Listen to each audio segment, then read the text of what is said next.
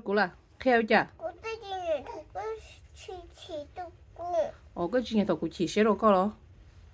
Cho nên đợi này chị thầu cú hai tiệt bên trái chú chúa, cái cho họ lửa nó có bộ. Cô tôi mua bây giờ. Nó khó cái mà, sĩ cái cú thế là chỉ xé đồ khó tiệt, xí hở ta luôn rủ nè, cho bé lúc chạy bé ở tàu mù là nè. Bây giờ có mà sư. Có chỉ chú chúa này bây giờ, cú thế là chỉ đồ có nè. Rồi có yêu đi chả.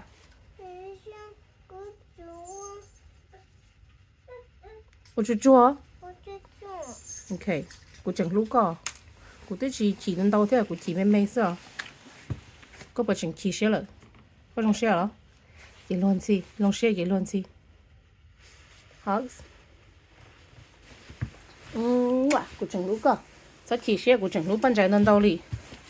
Cô chẳng lúc có đến đâu đi, ok. Sao chỉ nữa, có bà chỉ rồi. Cái chỉ xe ở.